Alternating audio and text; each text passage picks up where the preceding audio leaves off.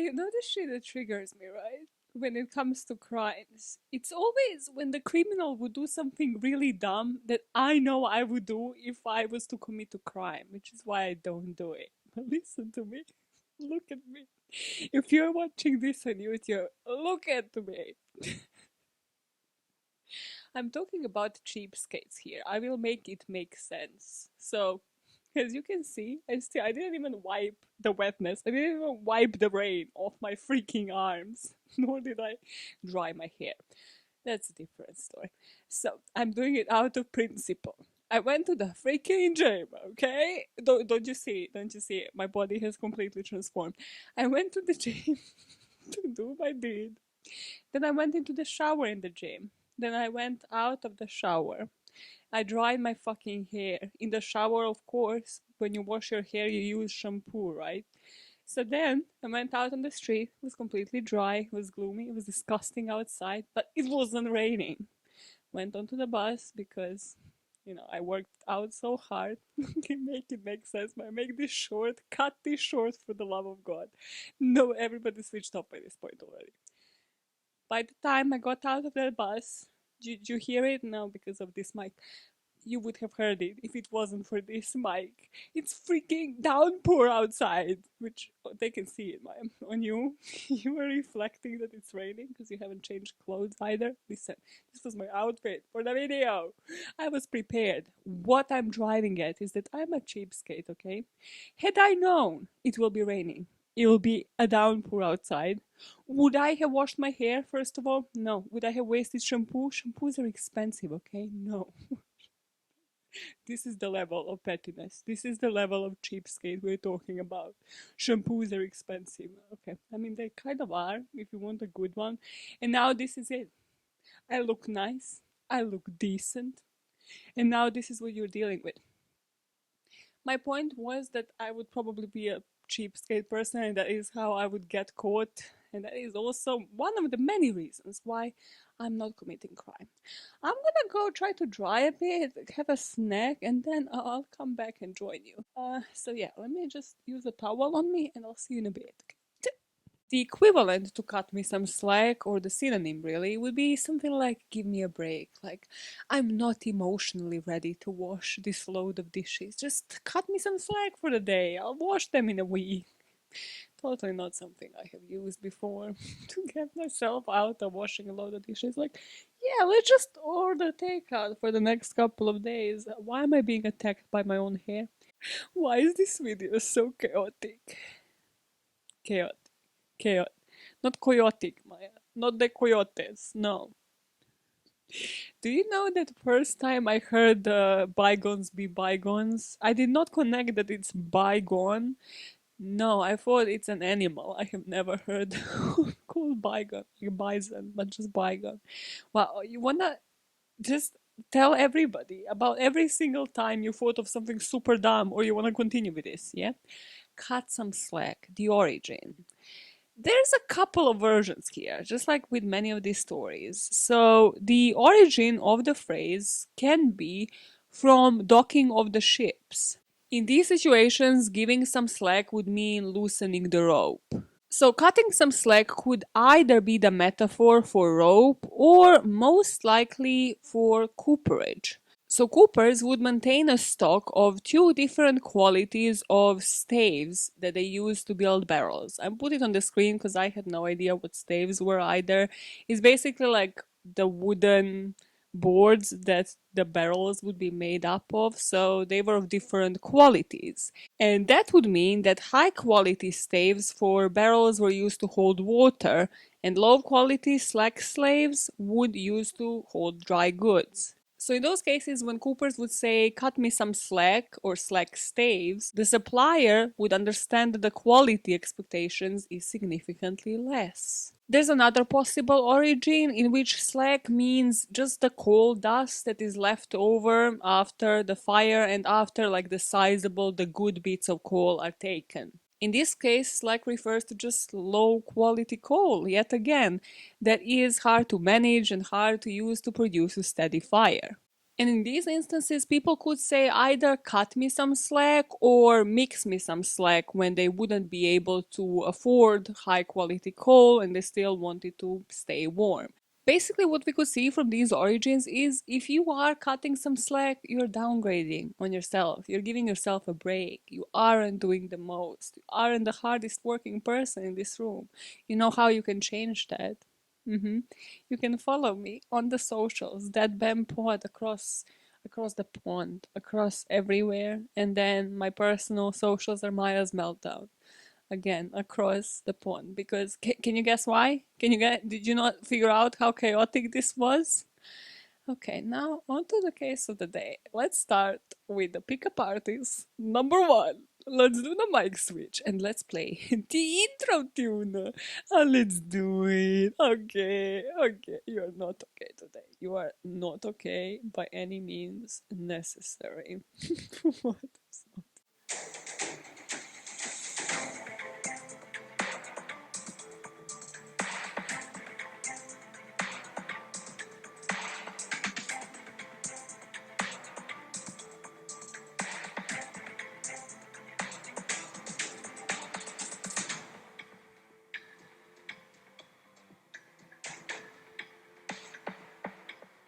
The formula goes something like this. In order to create a successful YouTube channel, you need to follow a pattern, prove yourself in one category, and become an expert on the topic. The man we are talking about today tried to do just that. His trade, pickup artistry. The catch, no one consented to be featured on his channel. This is the story of Addy A Game. There is something about saying this is the story of Addy A Game that I cannot take it seriously. I had never seriously sat down and thought about why do the other true crime YouTube channels always go under their own name, even if it's not catchy like mine, even if it doesn't sound like a great stage name. And that is because they want to be taken seriously.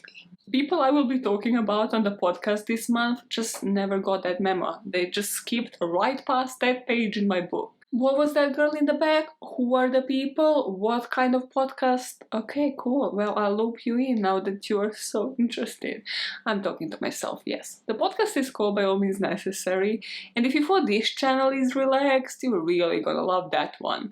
There, I sit on my fat ass, and every month I choose a different topic. So we covered everything from assassination attempts, serial killers, art thefts, lottery rigs. I try to keep it as niche and do, again, lesser known cases, kind of like on this channel.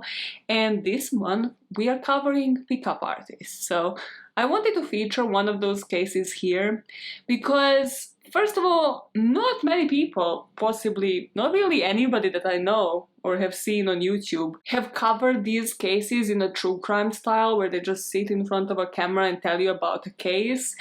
Which also means that this was a bitch to research. Just, if you're starting this channel from this video, just know that I will probably have a lot more eloquently done videos where the story flows better because there's much more details. But Mama raised no quitter. I see a challenge, I see a lack of information, and I see a challenge. I'm like, the story must be told. Yet again, because we don't speak about the thin line that these pickup artists just don't see, which is the thin line between their trade, pickup artistry, and assault, turning that to crime, the lack of consent. So now that you're done with that meltdown, and have clearly completely spoiled this whole story, no cliffhangers with this one, no two-parters, definitely not. Well, Maja is the name. Pickup artistry is the game, and let's discuss the story of a Scottish pickup artist, the lesser known one, probably, within the public eye. His stage name is Addy A Game. Let's start by discussing pickup artistry as general, kind of like a brief summary of what it entails and how we got here, how this guy even thought that this is something that he should be doing. Pickup artists are a community of men that self-identify as dating coaches, whose goal is seduction and sexual success with women, getting into their pants. What people usually don't think about when you say the word pickup artist is how far in history it dates back to. The industry, the trade, really started to pick up steam in 1960s. The psychotherapist called Albert Ellis wrote The Art of Erotic Seduction, a how-to guide for men that encouraged them to meet women through the pickup in 1967. This really started a movement that was kind of set in stone when in 1970 Eric Weber published the manual How to Pick Up Girls. One common thread between the books and the writings on the movement, the industry, back in the day and today is the importance of consent. Eric Weber wrote back in the day, the most important tenet of a pickup is that it's mutual. Women are entitled to say no, plain and simple. The movement of pickup artists really reached its peak circa 2005 and onwards, and in 2005 one thing really made this community explode, and it also translated to other people sort of picking up more and more and understanding what they're all about, what they're representing. And this is when Neil Strauss published a book called The Game, which was a bestseller at the time, hopefully still not, and sold about 2.5 million copies. This book really did some damage in terms of introducing the whole generation of men to the, until that point, not really known world of pickup artists and their tactics. So let us go over some terms and conditions, because these people are very much conditioned in so many ways. So let's go over some tactics that the game has introduced. The book, for example, introduced a timeline, a 7-hour rule. So applying the techniques and tactics from the book, a successful pickup artist only needs 7 hours from the time that you start chatting with a girl to the close. And the close always means just sexual intercourse. We're not thinking beyond that. That is the primary and only goal, just get laid. For those 7 hours, what kind of techniques are you applying? Because there's plenty of hours there to lose. Well, one of them might be the most controversial one, which is called negging. It means giving a woman a backhanded compliment. Let me demonstrate for the people in the back. So let's just say you meet a woman and you look at her nails and you're like, nice nails. Are they real? Or you look at her hair and you're like, great hair. Is it real? Those are quite literally the only two examples that I have found on the internet. So I'm not really sure what other variations on a woman's body you can find to apply that exact thing with. Maybe like, oh, it's a nice bag, is it fake skin? Or like, it's a great stomach, did you work your abs today? Basically, it's just like being an ironic, sarcastic son of a gun and giving a woman a backhanded compliment. Why? To break her down, because then she won't feel validated, which means she will crave attention. She will want your attention in order for you to then compliment her, and that's how you win her back.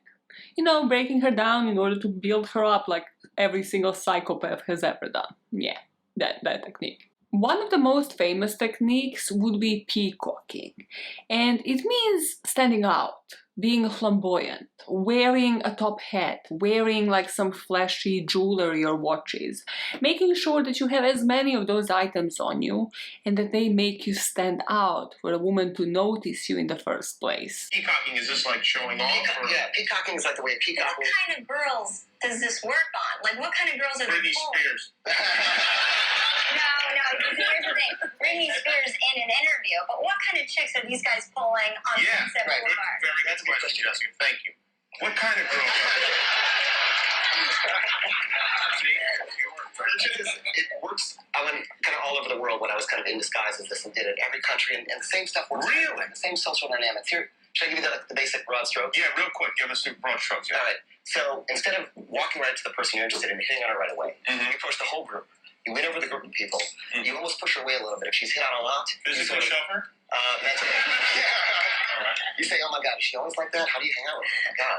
So you're kind of pushing her away, you're showing your friends that you're not hitting on her. And you win over her friends and you'll slowly win her over. That's the basic idea. But they have this mapped out to a T. Guys will drop out of school, will drop out of college. I don't recommend it. Wow. But they'll do that to learn this. That's how obsessed they are. Wow. Yeah. So you got the gist. In order to get a girl, you need to make sure to do everything in your power to ignore the shit out of her, to pay attention to everybody else, to give her backhanded compliments in order for her to crave your attention, and that will most definitely 100% work. And it's important you don't make a move until they give you an indicator of interest, which is like a slight touch on the arm, or just her paying attention to you, actually starting a conversation. And all of this is achievable within 7 hours with such great guidance and techniques. But on the surface, when you think about it, it seems quite basic. It really needs something. What does every single fixation need? It needs something to become a cult. It needs a community. So let's talk about layers. Within this community, seduction layers are these underground meeting groups for men who are devoted to this. They are committed. Think true crime community groups here. And these layers also come in form of either online forums or group meetings in public. And during these layers, these community meetings, where they're getting the best of the tips and tricks and exchanging advice of what has worked for one person, what has worked for another, well, there are a couple of routines that you might be introduced to. For example, you might learn about the cube routine. This is a routine where you would ask a woman to imagine a box standing in the desert, and then you tell her about herself based on how she describes that box. So let's say if she is to say that this cube is huge, then that would describe her ego, and that would mean that she is self-confident. If the cube was to be transparent, it would mean that the woman is open, that she's not guarded, that she's not shielding, that she might be more of an extrovert. If she was to describe a cube that was of a bright color, like God forbid pink, then that would mean that the woman is bright and energetic herself. It's basically just there to get women to talk about themselves and try to reply back and get them to feel good about themselves. Also, just imagine just being like, nope, I only see dark colors. It's like, oh, you're actually very dark inside. Yes, I am. What you gonna do about this? How are you gonna twist this around? Tell me, how are you turning this around into a seduction, bitch? Because I ain't giving in. One other of these workshops that has me incensed. When I tell you it has me incensed, how does this work? This cannot possibly work. This cannot possibly work. That is to approach a woman and to give her a time constraint so that she feels the pressure because the possible suitor might, God forbid, be leaving her without her ever wanting him to approach in the first place. So the hypothesis with this one is that attractive girls are never on their own. They're always in a layer of their own, let's say. In these instances, you have to be ballsy. You approach a whole group and you say something yet again backhanded, which is like, oh, listening to you guys is like listening to, I don't know, Love Island, The View, insert a reality TV show or just a late night talk show. Then you make sure you offer a time constraint. You say, I actually only got a minute, so let me just talk to you about something. Then of course the pickup artist knows, because they can predict things, that the woman won't be into them once they approach her this way. So what do? They throw an egg. What was an egg again? Your hair is so beautiful. Is it fake? Which would of course mean that that woman now is going to be attracted to you like you're a magnet, because you just rejected her. And every woman wants attention. From this point on, from the point that you actually have the girl's attention, you would deploy anything from card tricks to mind reading in order to get to the highest, or rather the lowest, because this truly is the lowest level. That's called last minute resistance. And these tactics are designed to convince a woman to have sex after she indicated that she isn't really interested, after she really indicated that she doesn't want to have sex with you. For example, you would tell a woman, I actually need to get to bed early, or I'm gonna sleep on the couch, it's completely fine, I didn't just follow you home in order to get laid, of course, I would never. And that yet again insinuates that the woman would not like rejection, which means that she's gonna be like, I mean, it's fine, we don't have to do anything, just, sleep in the bed anyways, I don't want you to be uncomfortable. Or you opened up a potential for possibly having a second date, possibly moving this relationship further to the close, even though that kind of breaches your 7-hour contract that you have established yourself. Again, nobody brought this upon you. Now, when you propose such thing to a woman, she is inclined, she is bound to say, well, I'm actually not going to sleep with you anyway. I didn't plan to. And then what you need to do, you need to make sure that it's you who rejected her. So you need to say something like, stop, this isn't about you rejecting me or about me rejecting you. I am just not going to have sex with you. So appreciate that we think the same way and stop being defensive. I would kick you to the curb. I would kick you out on the street. I don't know what I would do, but I call the police. I'd call the police. This behavior is unacceptable, sir. What do you mean? It's just accept and not be defensive. Defensive is my whole personality. Get the fuck up. But in this technique that is clearly not written by me, this would shut the woman up and it would give her the time to stew on the idea that it actually wasn't her that objected to his sexual advances. Which again brings us to that same hypothesis, that is the grounds of all of this, that the woman cannot stand being rejected. Every single woman around the world, once they get rejected, they immediately see you super attractive. Like, you were a 0, but now you're a 10. That's how women's brains work. That is the hypothesis. Literally, I have read only a few articles, and I will never read that book. That is the book that you will not see on the screen behind me, because this is the whole freaking hypothesis.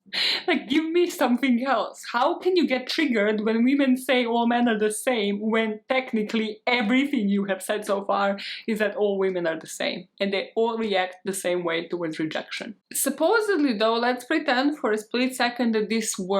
Like, you might not be on the couch, you might be in her bed, or you might have had a second chance, maybe you have had a second date, which kind of breached that 7-hour rule, sir. Maybe it's not all black and white, as you're freaking saying, but let's say you scored, you're with your Beyonce, you are with your dream girl, and you're in bed, you're fooling around. Let's say you start going a bit further than kissing, and she says no. Then of course you stopped, she said no, but you stop, you turn around, and you go on your phone. Why are you going on your phone, sir? Think about it, because she's gonna ask, you are mad at me, aren't you? Because Beyonce would be really mad at this sidekick from the streets in her bed going on his phone. She'd be like, fuming. But you say, no, I am not mad. I just respect when a woman says no. We're not having sex tonight anyway. According to these writings, she will smile at you and she will start fooling around again. Everything inside of me goes against this psychology. And just like that, my fellow incels, you are in the layer and you just got to the close. You just got laid with your dream girl. Yeah, try that on Beyonce. See how hard she slaps the shit out of you. See how fast you'll land in prison. But far gone are the days when Neil Strauss wrote The Game and when he tried hitting on Jessica Alba on Jimmy Kimmel's show. So let's just watch that, because Jessica Alba just has the best comment as a clapback to that. Just the highlight of my days. It was the highlight of this research.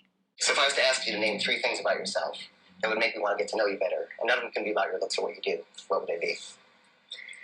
I'm loyal. Right. Reliable. Right. And I said it can't be about her looks. and hardworking. That's awesome. Maybe we can hang out. No, but see, that's awesome. And the whole thing about this, those are great qualities. The whole thing is guys are always trying to sell themselves to women. They're always trying to brag about themselves and say what they do for a living. And instead, you kind of got to flip the script. Make someone who has absolutely no interest in you. start selling themselves to you. That's like one of the pieces. Wow. But thanks for playing along. Wow. Wow. Did you feel like that was effective in a way? I feel like that's just what intelligent people that, I don't know, that talk to me do. They don't care so much about the physical, and they do actually look for more than that. And so whether it's a guy or a girl, the smart ones that do go further than hi, yeah, you're crazy. You have to look for more than that, because at the end of the day, it doesn't last forever. Like when I told you you had a cute top, that was like something. Oh, I thought you wanted to wear it. Like I wasn't sure with that. Yeah, so she assumed I was gay. Does this work for gays? You know what? Some of the stuff.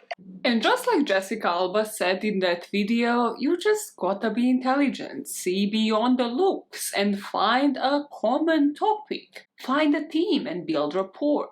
Now, had the world stayed where it was in 2005, we probably wouldn't be here.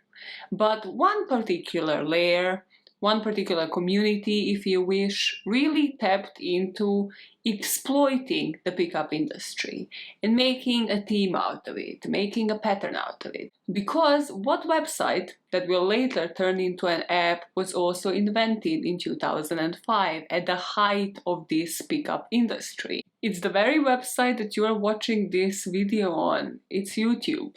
You have all probably watched different channels where a guy simply is on the street or on a college campus trying to get the number from a girl.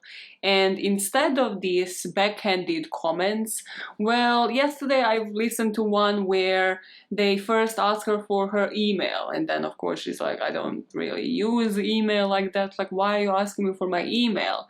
Then he said he's on Twitch and he's a streamer, and it's only after all of the rejections, once he like threaded it up towards asking her for an actual number, that he went in for a question, and she was more prone to give him a number because of that. But YouTube really gave this community a space to build thematic content. There are channels that are still revolving around pickup artistry around the world, on a dance floor, in all these different settings. Men moved to vlogging, started squads, and then either moved on to do prank channels, or with their squads they are doing similar things to pick up artistry. These squads would sign the non-disclosure agreements in order to make the most shocking content, the most innovative one, something that people would want to watch. But the story of Adnan Ahmed does not involve NDAs. So what happens when approaching women isn't consensual? At the time of the events of the day in 2019, Adnan was 38 years old. He had an 11-year-old daughter that wasn't living with him, and as a career, he was, judging from other YouTube videos / roasts that I will delve into a bit further in a minute, he was a cab driver who was attempting to monetize his YouTube career. Well, that's what he was doing for money. I can tell you, with the amount of subscribers he had, he wasn't monetizing on his YouTube videos. And he had a couple of what you could call unsuccessful ventures, like music career and the delivery business. You can't just have all the games.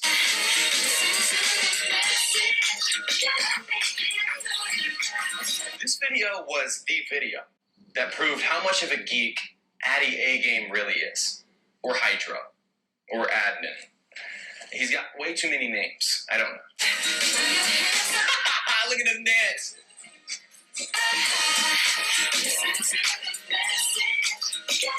Shows that Addy's probably somewhere around 5'5". He's clearly got short man syndrome. You know, he's got some of that Napoleon complex in him. After his rap career ended by going to prison, Addy tried his hand at a food cart business, aka Food Enterprises. That's no longer a thing. Dissolved. This guy literally fails at everything. He's really good at failing. I mean, he failed at being a rapper. He failed at being a dad. He failed at a fucking halal food cart. And he fails at getting women, which, no surprise there. I mean, just look at it. According to his now website, this is what his YouTube career was all about for him. He was teaching a mix of mindfulness, sales, and human behavior, sociology, from studying this for the past 4 years. He applied the research by Charles Darwin and Richard Dawkins on male-female dynamics and why humans act the way they do to dating and relationships. This is the best paragraph that I have to read line by line. Adnan Ahmed taught a type of speed dating which can take place while someone is doing day-to-day activities. For example, work, education, shopping, going from point A to point B. This is how he learned and he practiced what he preached. Meaning he was on the streets picking up random women without their consent and recording different body parts that were of his interest. That's what that translated to. He practiced what he preached. He didn't teach men to go out for the sole purpose of approaching women. There was always the spontaneous element about it. And he demonstrated this spontaneous element because, again, he was practicing what he was preaching for clients and did video examples in order to drum up his business. The next part is very debatable because I couldn't find it anywhere on the internet. People would pay a fee to see Adnan demonstrate in person and on video. He had around the same amount of subscribers as I do on YouTube at the time, so first of all, he wasn't getting paid for that. Second of all, that is offensive. This is a good moment for me to tell you to like and subscribe. I cannot be having the same amount of subscribers as a freaking pickup artist. I couldn't find like any invites, any Facebook pages, links, events online from that period of time. Could be that it's all gone and deleted, or it just could be that you actually can't do a live show when you have 200 something subscribers made. I know it's painful, but also let's just be honest and not lie that we have this huge amount of audience when we don't, and people are paying a fee to see us when they're watching this for free. Okay. As a vibe check, as a description of his style, Adnan, or Addy A Game, likened himself to such celebrities like Gordon Ramsay and Keith Lemon, using crude and vulgar language regularly. Let's talk a bit about the method. What would his subscribers be seeing and what supposedly people paid a fee for? He would be going around streets of Glasgow, mostly Glasgow city centre, with his fellow wingmen. One of these men would be holding a camera and would be recording him approaching these unsuspected women on the street and just trying to chat them up, pick them up. And some of the titles on his channel that is now deleted that had over 250 videos were "Closing Girls with Boyfriends" or "Fat Girls Should Blame Themselves." Charming. The group of men that he operated with, his squad, his wingmen, were called Dicks Will Last Forever, or DWLF. Let me play this video by Broden White, who is a YouTuber who did like a really well done expose on Addy A Game for a really good reason, by the way, that we will speak about a bit later. There's so many games. I've heard this guy say day game, night game, long game, inner game, dude. Social circle game? Online game. There's also a thing called gutter game, which means if you didn't get laid the night before, you go out the next night and just pull any scraps that you can. Guys walking around and acting like they're superheroes or some shit. It's time to investigate all these motherfuckers that do this stuff, including the rest of his crew. Addy tried to do a lot of damage control before he knew he was going to go to jail. He deleted damn near 200 videos, including most of them that had his friends in them. Everybody remember, every single one of these faces, they're involved, they're associated, they all treat women the same, they all grab, they do the last minute resistance rape bullshit, they all do it, they're all guilty of it. Adnan, David Christ, this dipshit who still goes by his rapper name, Gottitronic. Hey man, you're not gonna make it. Give it up, especially not now. Oh, and here's Addy's pickup idol, Tom Torero, who looks like he has Down syndrome. Dean Shanula, or as I like to call him, Dinatello, because he looks exactly like a Ninja Turtle for some reason. This Joe guy who goes by Handsome Joe.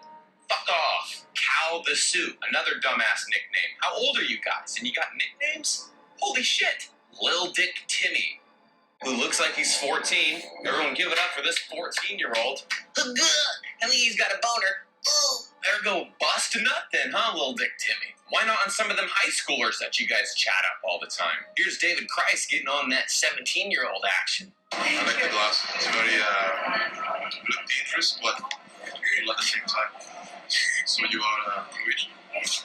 You study here? Yeah. Nice. Yes. Well, like, because I was in over there when they said high school like they were in college, so it wasn't high school. No, I'm senior in high school. High school, like maybe 16, 17. 17, yeah. That's sweet. I will graduate this year and then I will go to college. So what are you planning to do after you finish that high school?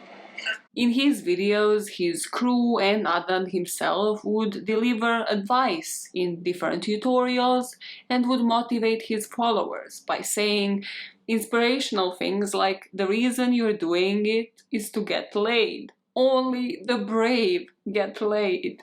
Incels are a different level. They just never look inside. The only reason you're doing it is to get laid. That is the closure. After that, you have achieved your goal. That's it. All you should aspire to in life. Never look within. Never go to therapy. Only the brave get laid. If you end up vulnerable, you will not be getting laid. Logic, default, maths, science. Leave the fuck alone. Or it would be this invaluable piece of advice. Listen to her actions, her body, not her words. Doesn't sound consensual to me, mate. According to his website, Glasgow wasn't really proving to be as profitable and lucrative, so sometimes he would branch out and offer his dating advice to different cities like London, Eastern Europe, and Middle East. Or even when he was back in Scotland, he would still do Skype training and he would get requests to do demonstration videos. He coached a junior doctor, IT consultants, students, a football referee, an aspiring actor, and people in regular employment. But many of his former clients are afraid to come forward and speak up about the great advice that Addy A Game has given them because they are afraid of how this would affect their professional lives. That is already a solid enough reason, but another solid enough reason would be that maybe they simply do not exist. So far, you might be listening to this and wondering, where is the true crime in here? Like, am I missing something? So far, maybe not. Yes, Adnan would go on the streets, would approach women without their consent, but so did many people doing this for entertainment purposes. He would have one of his wingmen pull out a camera while he would just approach and chat with women. And if this stopped at that, simply approaching women on the street, probably we wouldn't be here. But he also recorded women without them giving consent. And not just recorded women, but specific body parts that will be blurred out in this video because everybody blurred them out and I won't be mentioning anybody's names. But he started creepily following women and just recording them without their knowledge. He also would advise men on how to overcome the last-minute resistance sex that we spoke about on his channel. And then there was also this video clip including audio of a woman apparently recorded during her having sex with him, and then she's shown sleeping with an unused condom next to her. This is where Adnan was at when Miles Bonner came along. Miles was a journalist, and with BBC he went undercover to document what was happening on the streets. He made this expose sort of on pickup artistry in itself, and especially focusing on Addy A Game and the WLF for BBC Scotland's digital platform The Social. Here he exposed his techniques online and also interviewed a couple of women that came forward to speak about their encounters with Addy A Game. There was this woman who shared a car with Ahmed to travel to her college where they were both studying social services. This woman said that seeing his Instagram led her to his videos and that everything that she saw made her physically sick because of how clear it is that these women have no idea that they are being filmed, that they are being recorded. So right off from the bat, she found it really seedy. She immediately said this isn't just picking up women, there's something darker happening here, like he's recording sexual intercourse with them. I doubt this is consensual. So she actually picked up the phone and rang the police. Later, during his trial, it would emerge that actually this woman wasn't the only one to report him. The Glasgow City Council Community Enforcement Officer also reported him for the predatory behavior. But around this time, no action was taken and he just continued recording new material for his YouTube channel. This is when he approached a student who was 20 years old at the bus stop in Glasgow's Maryhill Road. And she described what is very prevalent from what Broden White has said on YouTube and just anybody who has had any contact with Addy A Game, also from the screenshots from any chats that he has ever had on Instagram, like in DMs. And that is that if you blank him, if you try to reject him, which from everything that I have told you from the beginning of this video is something that these pickup artists expect in the first place, well, then he either calls you a bitch or he calls you a racist. He loves calling people racist for no fucking reason, except that he thinks that they are rejecting him because of his race. He's a puppet. When Addy doesn't get the results that he's looking for, he'll go as far as stalking these women, whether it be through text or Instagram messages. Hey, Kim Kardashian. Fun meeting you earlier. No joke. When are you free to get a drink this week? I don't know you.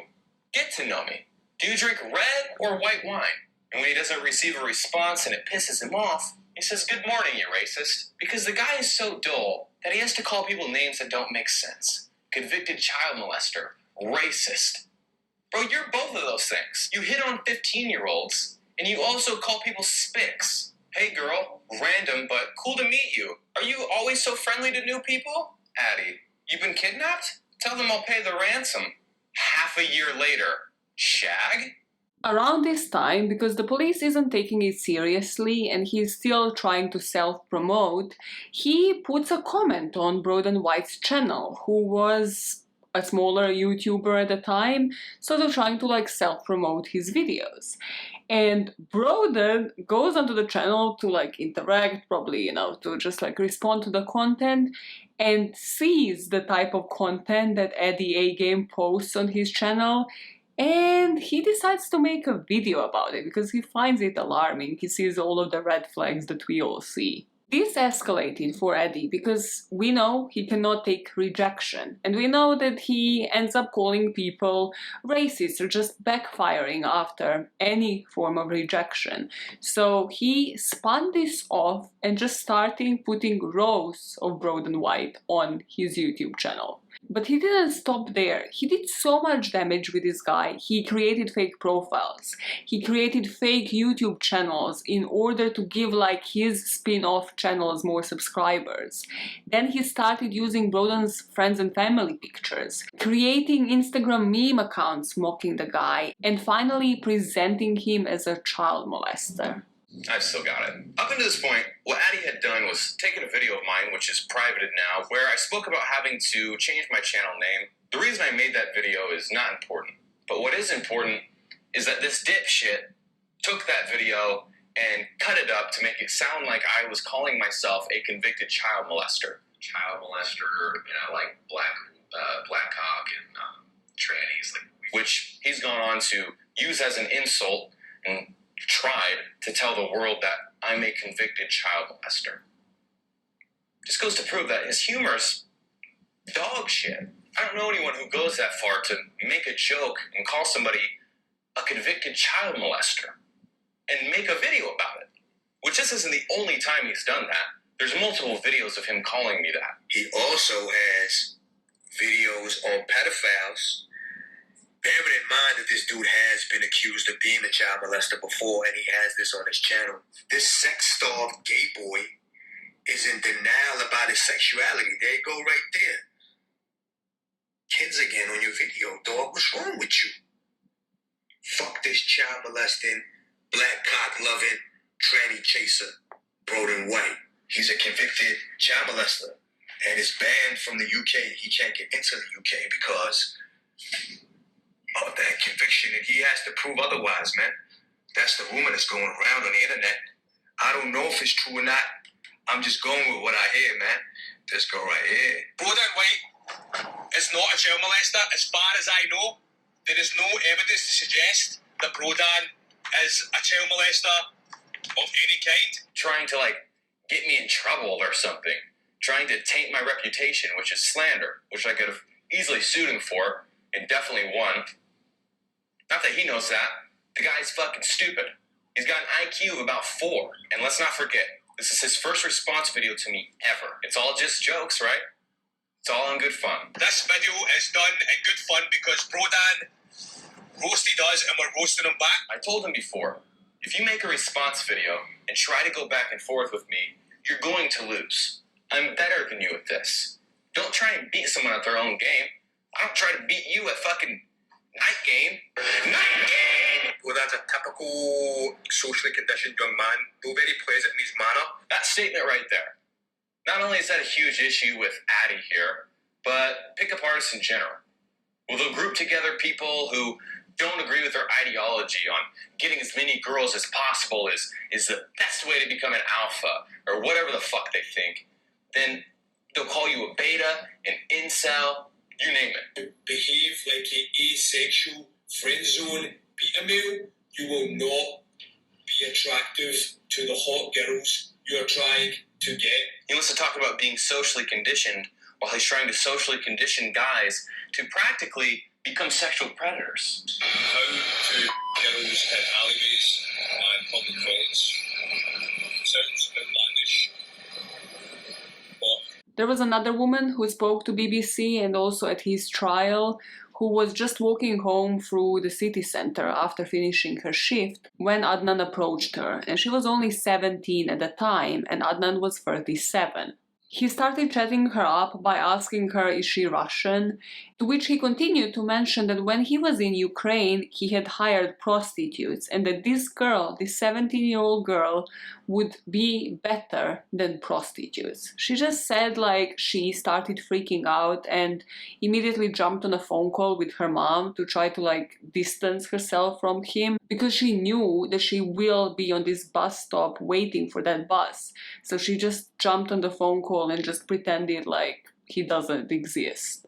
When it comes to this kind of behavior, when it's not controlled, when it's not just cut to the chase straight away, when people like this never learn a lesson, but rather they think that this should be condoned and this should be the way forward, is that it always escalates. And for Adnan, it escalated when one night he actually dragged this woman into an alley. Then one night I was walking from work, so I'd finished my shift and I was walking from work back to the train station, and this one particular day I decided to take a shortcut, and stupid me, so naive to the world, I was walking with my earphones in and both my hands in my pocket, and I was walking past an alleyway. The alleyway is called Anchor Lane, which is also in Glasgow, and the alleyway was to my right hand side. Now I was walking and the next thing I knew I just felt someone grabbing my right arm and pulling me up this lane, and my automatic response was obviously just to start screaming. The way he grabbed me, he actually dragged me to the ground. He continued to drag me while I was on the ground up the alleyway. I was screaming and shouting. He then hunched down and picked me up and tried to put me over his shoulder, when luckily, thank the Lord above me for these two bin men. These two bin men came down into the alleyway and seen what was happening and shouted, you know, leave her alone, and started running towards me. And he let go of me and ran away, and that was the last I've heard of him. It would only be once this BBC social expose came out that the police finally took action and arrested Adnan. According to him and his own website, this is where he was. This is what they interrupted. This is where he thought mentally he was at. He said he was a criminal justice practitioner for Turning Point at the time of his arrest. He was also moving away from his dating field and from the DWLF, moving into the direction which would allow him to focus on human/men's rights.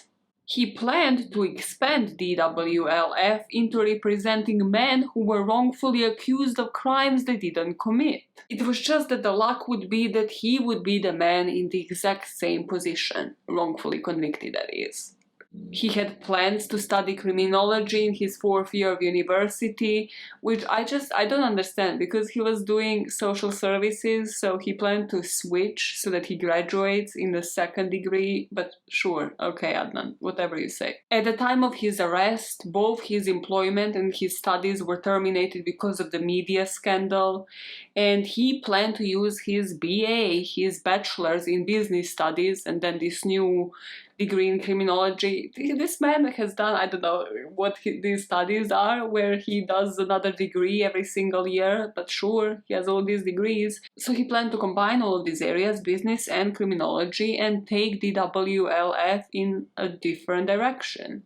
Something that he does own up to on his own website is his previous criminal record. So he had some drug offenses and some firearm offenses. So he was in court back in 2009, and then I think the latest one he said before this trial was in 2013. But he does admit, although his previous record is bad, it never included sexual offenses. So he's kind of inclining that it's a completely different criminal record, that it wouldn't have escalated in this way. What he doesn't really fully admit to, what he doesn't make super clear on the website, and I had to kind of dig into the articles to find out, was the degree of these previous convictions. What the court will hear was that his previous convictions included drunk driving and a firearms charge, and he was previously jailed 7 times. The longest period that he spent in jail was 2 years and 3 months. The court will also hear different testimonies by 5 young women, aged between 16 and 21, who gave evidence about how they were intimidated, how he would approach them in city center and just take these uncomfortable videos without their consent. The woman who was 21 said how he approached her in the street, made comments about her appearance, even touched her cheek and tried to kiss her, and she pushed him away. The 16 and 17-year-olds said that he would approach them and ask them if they're married or if they wanted to meet up for coffee. Another woman broke down in court as she was describing how Ahmed would follow her through the city center and would grab her and try to kiss her. Passing the sentence to him, Sheriff Lindsay Wood said, "You have acquired notoriety and an unenviable reputation. The public will be wise to such inappropriate behavior by you and others like you." And then he jailed him for 2 years in October 19 and also placed him on the sex offender register for 10 years. YouTube has since removed all of the videos, deactivated both his main channel and the group channel that he had with his squad called Street Attraction. One of your thoughts right now might be, that's too few years for such crimes. Another one is, okay, you're doing the math, like Maja, he's still in prison, right? Because he should be in prison up until October 2021. We are still safe. Is any of those thoughts the fact that one of his appeals actually worked and that he has been released? What happened is that at trial, the prosecution ignored his lawyer's arguments that there wasn't enough evidence in 3 of the cases, in 3 of the charges that the women brought up against him. This meant that the appeal court judges decided that there was nothing in his behavior that was threatening or which could reasonably be construed as threatening, and that this was all a miscarriage of justice. This meant that he was acquitted and he walked. So where is he now? Remember that part on his website where he wanted to combine his degrees and convert the WLF into like human rights, men's rights? Well, that is what he is doing right now. At first, he created this website, Red Pill Rights, to clear his own name, to defend himself, and to explain how the police never had any evidence and how this was just a mediatic slander. He explained that unlike BBC Social portrayed it as the police kind of just hushing it and ignoring it, the reason why they never actually looked into it as a criminal act was because there was just no crime. He was simply approaching women on the street and striking up a conversation. And according to him, all of the women came forward only once the public panic was caused. And then he went on to say that they did report it after the BBC Social video went viral, and because they were egged on and conned by Broden White, American social media troll Broden White, because Broden White has an obsession with Addy A Game. But then the website developed into informative articles about other miscarriages of justice, what he initially intended to do before he went to jail. So let's just take a brief look. God, I almost subscribed. God, I almost stopped reading. No, don't freaking prompt me to subscribe. So the blog section on this website has about like 57 pages. And I am of a belief that you shouldn't judge a book by its cover. You shouldn't judge anybody but their page number 1, right? You should look at the most recent content to see how they're doing now, to see how far they progress. So let's just give him the same treatment that I would give to anybody else. So these are some articles on this page. Let's just look at the titles. Feminist English teacher perv Katrina Maxwell charged with repeatedly sexually assaulting her teenage boy student and throwing scissors at his head in a jealous rage because he was sitting next to his girlfriend. Jesus, that was a mouthful, mate. Sentences shouldn't have more than like 50 words in them, you know, kind of like maybe limit them a bit less than 50. Let's see if we can spot a pattern. Next title. Single mother scumbag Margaret Weldon jailed for 2.5 years for making false allegation of rape. Dirtbag ex-girlfriend Destiny Morales confessed that she falsely accused her ex-boyfriend of rape whilst in jail for other crimes. Feminist creep college student Sandas Naqvi falsely accused professor of offering better grade in exchange for sex. Rap superstar Drake won his lawsuit against clout-chasing Instagram Laquana Morris after she made fake pregnancy claims and false rape accusation. False accuser feminist clown Alicia Maria Volpe. Toxic domestic abuser feminist. Bitter ex-wife. Butch feminist pedo, Jesus. A vile Me Too feminist blogger falsely accusing somebody of rape. Child molester feminist teacher pervert, Monica Young. Wow. False accuser empowered woman. Nasty entitled empowered feminist. Body positive false accuser Abby Will. That kinky sex perv false accuser female. Oh, she doesn't have a job here? Doesn't have a profession? Single mother feminist psycho. So that's just the first page. Also, this screen gave up on both me and Adnan because of the misogyny. Let me put this screen back up and then I'm gonna explain. You might be wondering, but what about Me Too? That is also just a one-sided approach. That is feminism. Why can't men have similar websites? They can. When I first heard that this man started something like this, I actually expected something completely different.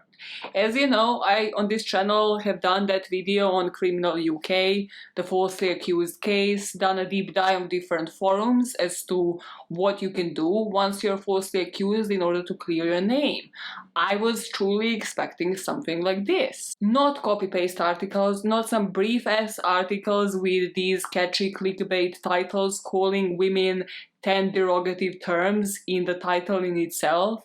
That's not how you bring change, mate. And that's something that he cannot see. He actually thinks like by informing us of these cases in this way that he is doing justice to somebody, that he is helping somebody out. Where are the resources about what these men can do, what they have done? It's quite literally just like a summary of what happened, couple of paragraphs on each and every article, using the derogatory terms when referring to women. There just isn't evidence, there aren't any resources, there isn't any course of action. Where are the petitions? Where are the forms to fill? How do we exonerate these men? What can we do to help them out? What can we do to help them clear their name?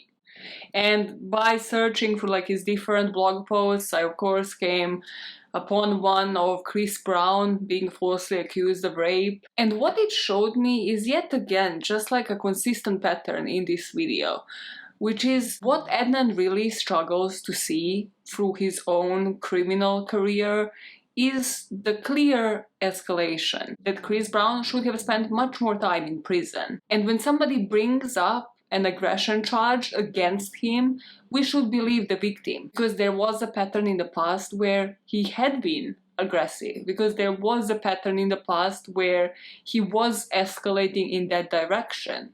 This case is just so problematic on so many levels, and something tells me, if I have read this man right, that he probably has like a Google alert on his name, and that he will most probably find this video and make like a channel just to freaking bully me, or like make spin-offs of multiple channels to like dislike all of my videos and leave hate comments. I'd like to be mistaken, but it wouldn't surprise me in the slightest. And at some point you kind of gotta stop and reflect.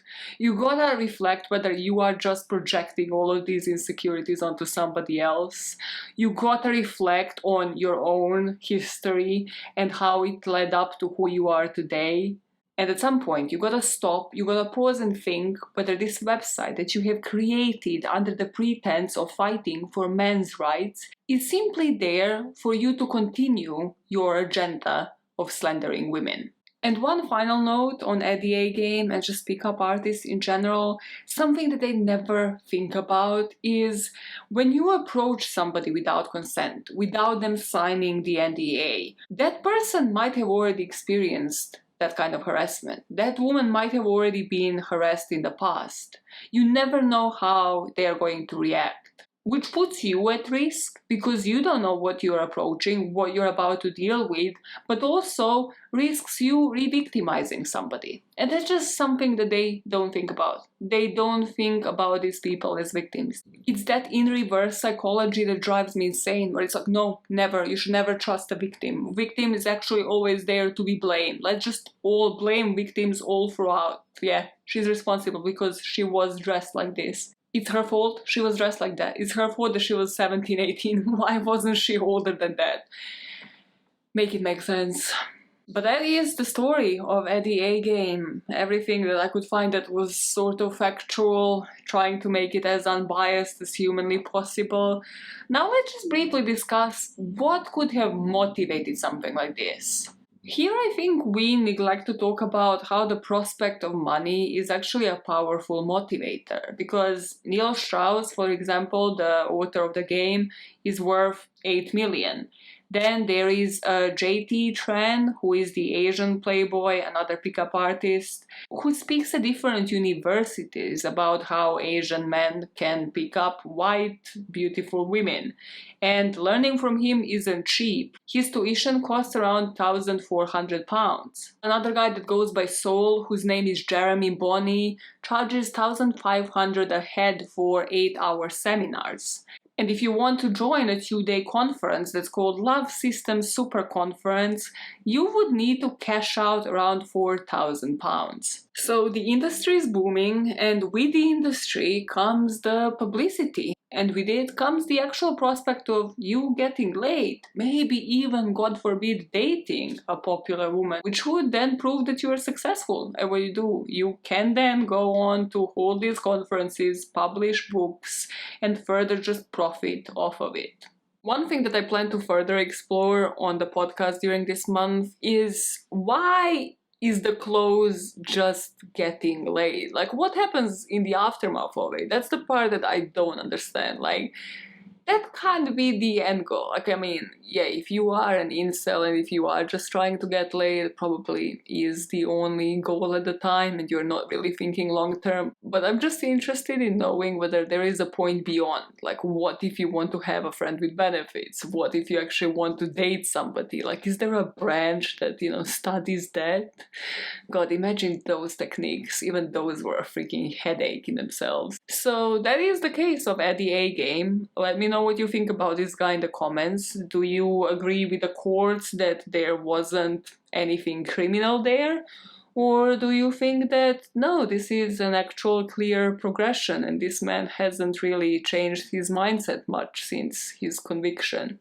And also one thing, if you have ever watched a video, if you watched anything recent of like these pickup lines or just like pranks or trying to get a woman's number, trying to get a woman in different area of the world, whatever it is, let me know in the comments because I couldn't find this. I didn't really dig too much into it, but all of these videos, especially the most recent ones, to me look super staged. And in my opinion, they look staged because they are. Because there are probably scripts, because there are probably NDAs involved in order for something like this not to happen. Because if not, we would probably be hearing about a lot more of these cases that there are on the internet. But that is it from me today. I'm bringing you some sick, gruesome stuff tomorrow or on Friday, so get ready for that. I needed some lightness because where we are going in a couple of days is morbid as hell. You know, it's all the balance. It's the balance, the scale, you know, like the scale of justice that didn't prevail in this case, the balance. Okay, cool. Did they get justice in that second case you're talking about, Maja? No. I'm gonna lose my shit this way. I'm incensed. Incensed is the word that I love to use. I love it, I feel it with my whole core. But now bye. You need an outro. What should be my outro? Is this a stare of God? You think you drop me in the comments. You tell me that in the comments as well. And then bye. Bye. What was that? What was that? Either drop it in the comments on YouTube if you're watching, or let me know on social media. And keep making this world a better place. One more thing at a time. Bye, fuckers. And don't get yourselves involved. Don't apply any of the techniques you have read today. Yeah? This is how you do it. You keep making this world a better place by not following any techniques that you have heard on today. Do not push it there. I believe in you. Do not push it there. Okay, bye fuckers. Bye for realsies.